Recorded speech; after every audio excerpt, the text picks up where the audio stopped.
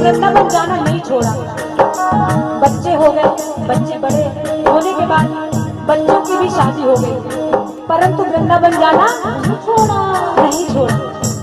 लेकिन जब बुढ़ापा आ गया और चलने फिरने से असमर्थ हो गई, तो आखिरी बार वृंदावन आई और वहां से अपने लल्ला की मूर्ति को लेके आ गया। अपने कन्हैया जी की प्यारी प्यारी मूर्ति को लेके साथ में वृंदावन से, क्योंकि वो चलने फिरने के योग्य नहीं थी, तो वहां से अम्मा जी ने वो मूर्ति अपने लल्ला को गोद में उठाया और वहां से आ गए। वो अपने कष्ट लल्ला को गले से लगा कर रखे,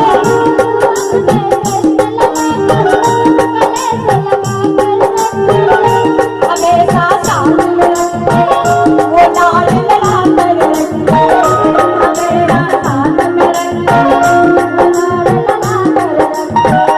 वो अपने कृष्ण लला को हमेशा साथ में रखे,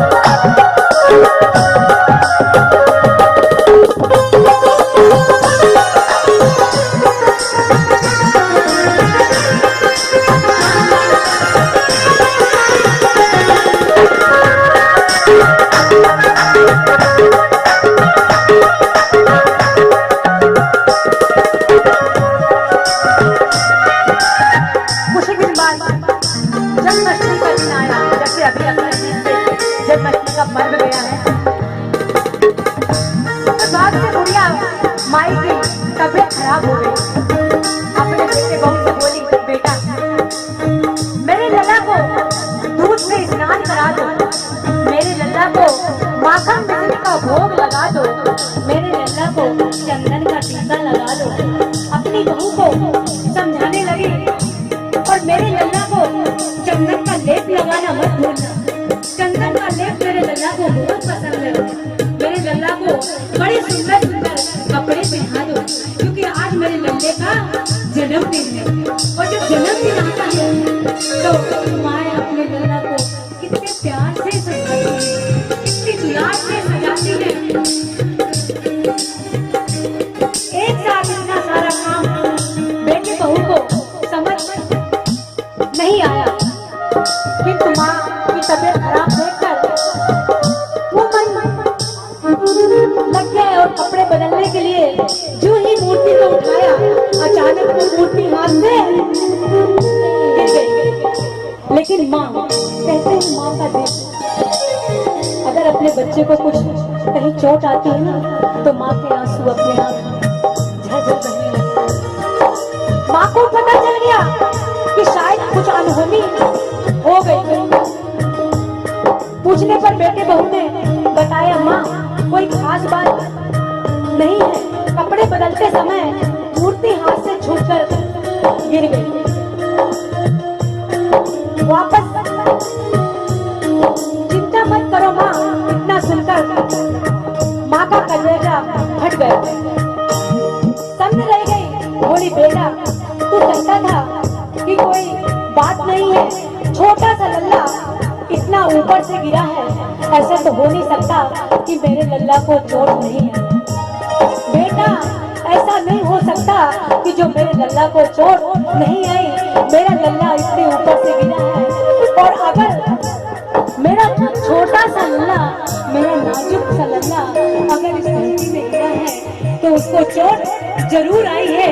तुम मेरे से झूठ बोल रहे हो। और ऐसा करके वो क्या बोलने लगी, वो लल्ला लल्ला पुकारे, हाय क्या गजब हुआ रे।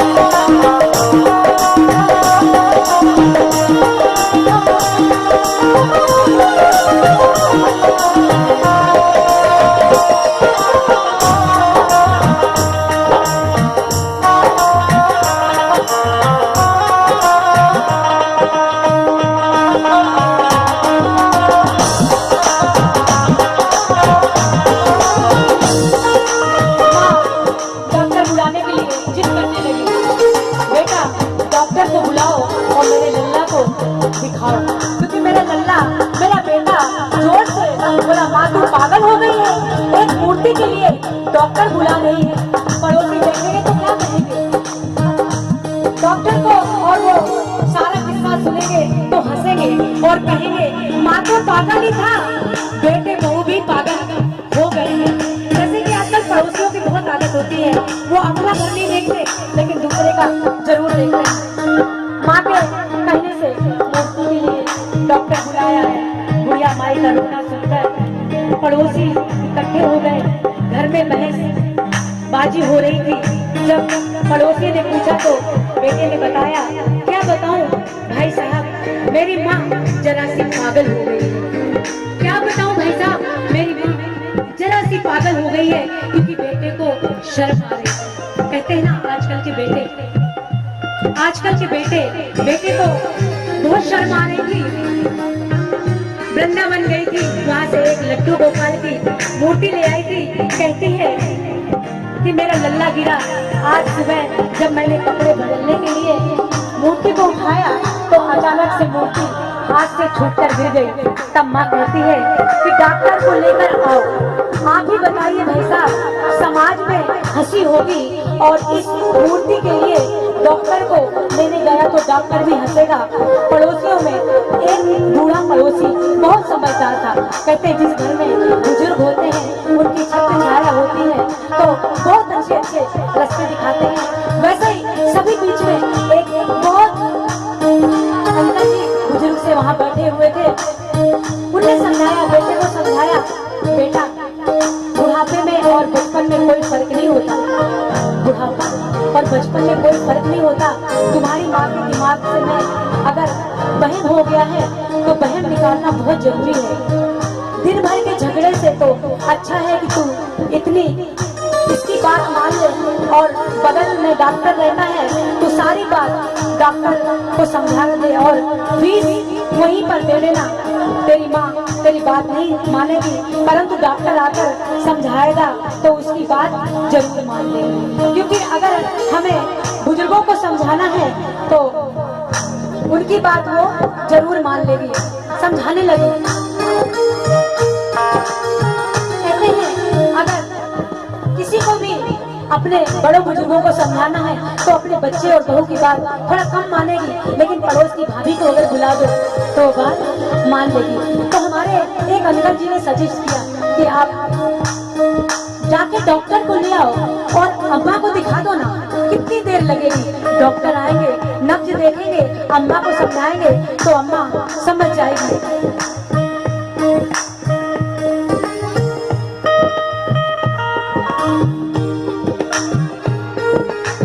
और क्या कहने लगे,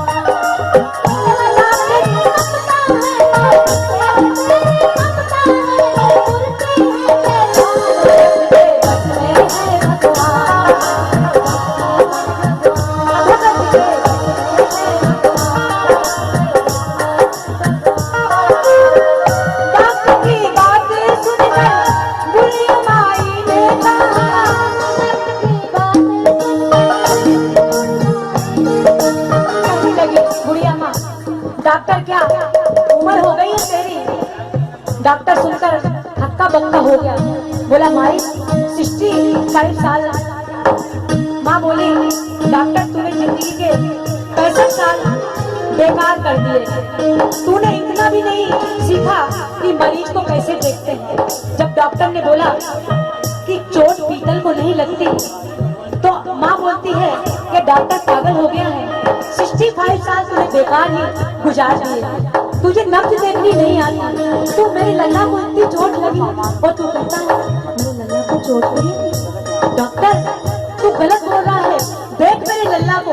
और बोलने लगी माई मरीज को देखे बिना नब्ज पकड़ में नहीं आता, तूने मेरे लल्ला को दूर से ही देखकर कह दिया कि ये पीतल की मूर्ति है, अच्छे से चेक तो कर। डॉक्टर को अपनी गलती का एहसास भी हुआ और वो थोड़ा गुस्सा भी आया।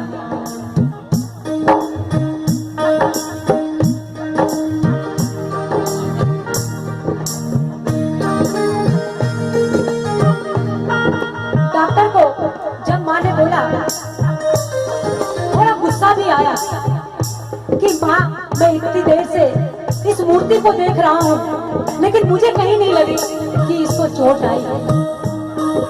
और जब डॉक्टर झल्ला गया तो क्या बोलता है, जो सीने से है लगाया, जो सीने से है लगाया, वो डॉक्टर भी चकराया, डॉक्टर भी चकराया, जो सीने से है लगाया, वो डॉक्टर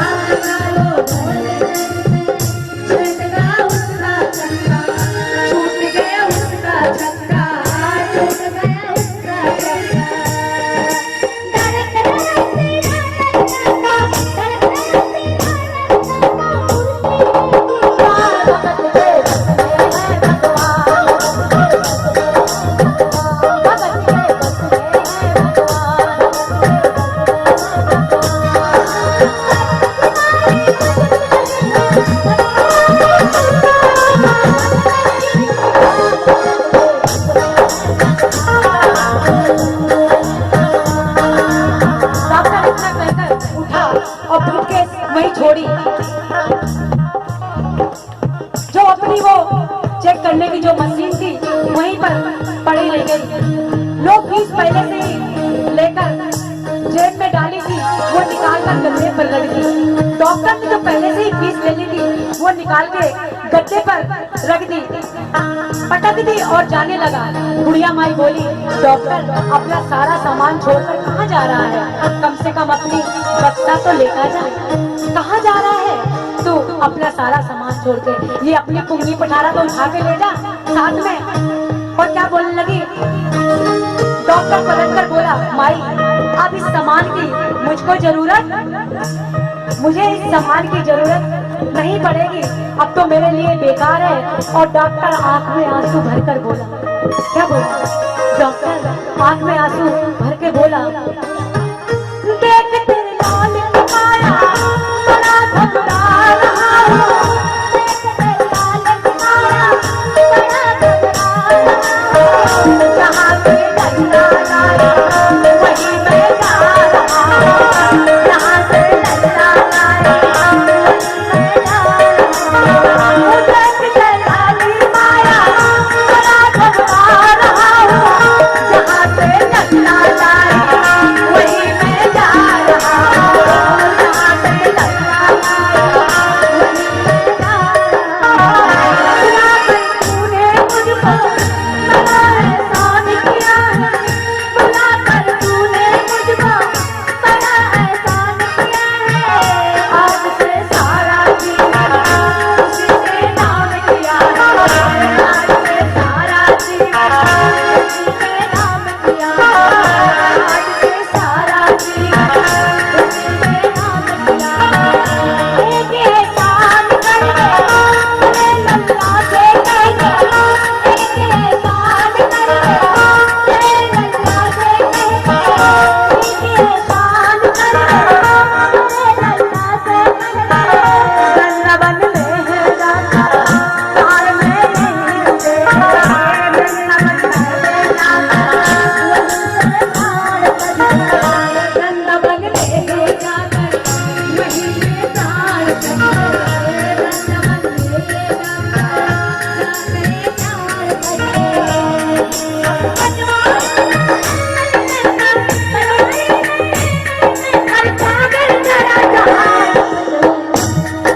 बनवारी तू नहीं पागल।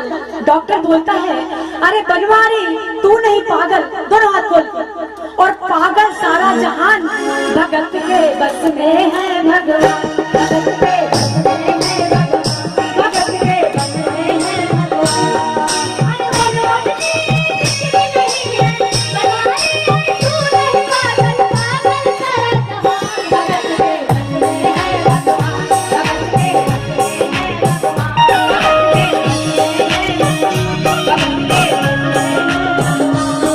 और इस कविता को सुनकर इस सच्चाई को स्वीकार करना पड़ेगा कि माँ की ममता के आगे भगवान भी हारे हैं।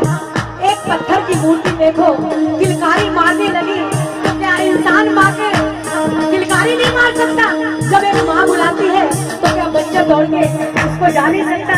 मैं सभी लोगों से यहाँ जितने भी मेरे श्याम बंधु बैठे हुए हैं और भी मेरे सारे धर्म प्रेमी बैठे हुए हैं, मैं सभी से अनुरोध करती हूँ, बंद कर दो वृद्धाश्रम में अपने माँ बाप को भेजना, बंद कर दो अपने माँ बाप को सताना और अपने माँ बाप की सेवा।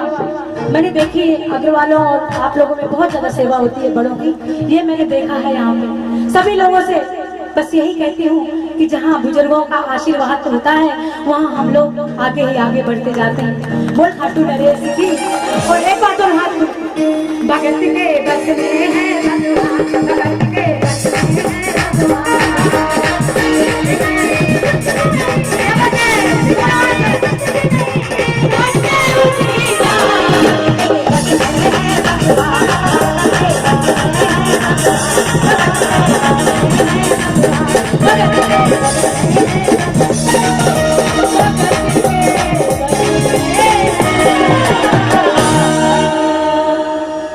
अब सब राधा कृष्ण तैयार बैठे हैं झांकी के लिए।